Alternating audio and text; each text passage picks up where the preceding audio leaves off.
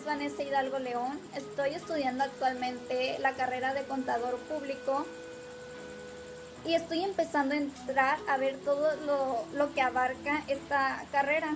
Es por eso que uno de los trabajos que me han dejado es proporcionar a través de un video la historia de la contabilidad, los antecedentes, cómo es que desde los primitivos hasta el día de hoy se han ido cambiando, evolucionando o adaptándose nuevas técnicas para tener la misma finalidad, solucionar las necesidades financieras para la hora de toma de decisiones.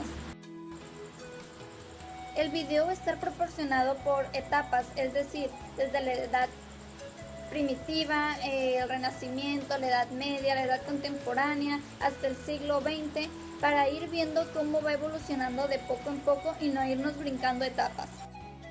Vamos a hablar un poco acerca de los antecedentes históricos de la contabilidad, pero antes de entrar a esto es necesario saber que las necesidades humanas no han sido las mismas desde las épocas anteriores, ni mucho menos de las naciones, ni siquiera de las empresas, pues están en constante evolución. Cumplen con la necesidad de adecuarse a las características particulares de la economía y de esta parte que la contabilidad se ha tenido que meter en cada una de las situaciones de tal manera en la que lleve a cabo la finalidad de tener las necesidades de información sobre los bienes, derechos y obligaciones que tenían los hombres en la edad de las cavernas de la antigua Grecia, Egipto, Roma, la Edad Media o la época contemporánea no eran las mismas.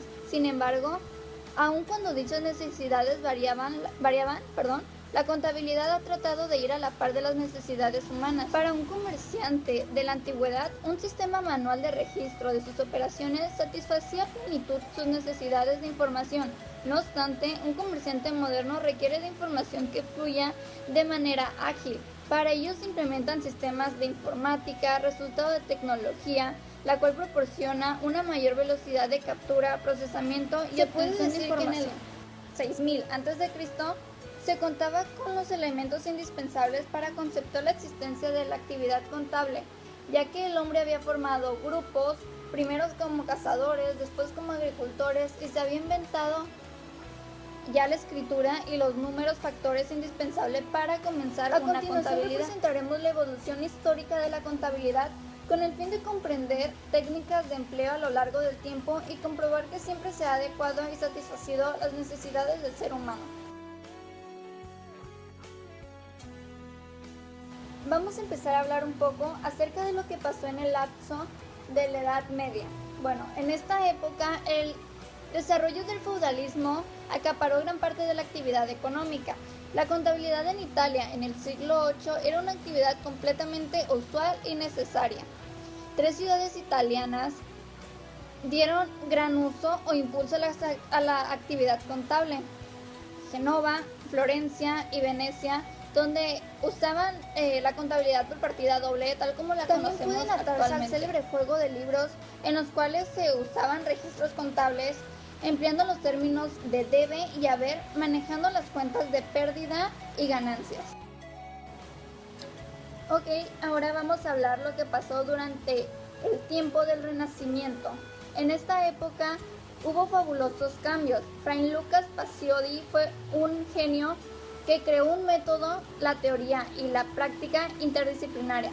Fue el primer autor en referirse a los principios contables, explicando a detalle el método de partida de Pacioli. Se tienen noticias que Benedetto Rangel, originario de Dalmacia, fue el pionero del estudio y registro de las operaciones mercantiles por partida doble. También fue uno de los principales que dieron inicio a un estudio contable. Así, la contabilidad moderna nace en 1494, en los inicios del Renacimiento, cuando Pacioli publicó en Venecia su libro Las sumas de aritmética geométrica. Pacioli era un hombre que sentía verdadera vocación por la enseñanza y la difusión de las matemáticas puras y aplicadas. Fue un hombre universal y promotor de esta aventura intelectual, quien remonta a la antigua clásica. Nació en Italia en 1444. Su familia era extremadamente pobre, por lo que nunca pudo asistir a clases. Sin embargo, estar en contacto con artesanos y mercaderes le permitió aprender muchos distintos oficios y sobre todo un poco de lo que en esa época se llamaba matemáticas comerciales, que consistían básicamente en manejar el sistema de numeración indoarábico, el que manejamos nosotros hoy en día: sumar, restar, multiplicar y dividir. En 1475, cuando Pacioli tenía 30 años, su fama como maestro en contabilidad y como matemático ya era muy grande y fue invitado a ser maestro de la Universidad de Perusa en las matemáticas, y mientras trabajaba en distintos talleres, ya fuera como ayudante de curtidor de pieles o como ayudante de herrero, logró por sí mismo estudiar hasta convertirse en un muy buen matemático. En 1514, después de haber dedicado su vida a las matemáticas y en particular a las matemáticas comerciales, inventó procedimientos nuevos para la suma, la resta, la multiplicación. Quizás se deba decir que la forma que tenemos hoy en día para dividir fue creada por este personaje. Ahora vamos a empezar a hablar acerca de la edad contemporánea. Algunos cambios que se dio en esta época fueron los procesos tecnológicos, la revolución industrial, ferrocarriles, las sociedades anónimas, etc. La forma que más influyó en el pensamiento económico o contable es la sociedad anónima, en la que las propiedades no se encuentran a la mano de una sola persona, sino de muchos socios. Se creó la contabilidad de costos, es decir, que el costo del artículo se realice antes de que termine su producto. Ahora, para finalizar con esto, vamos a hablar de lo que se ha dado a finales del siglo XIX y principios del siglo XX. En este lapso se tiene un proceso permanente día con día la información financiera. Una de las influencias de mayor importancia fue la revolución industrial, dio origen a la contabilidad. Sería que la regulación de aspectos fiscales por parte del gobierno y las necesidades de información para casos de bolsa y valores. Pudimos finalizar rescatando los puntos más relevantes de los antecedentes de la contabilidad.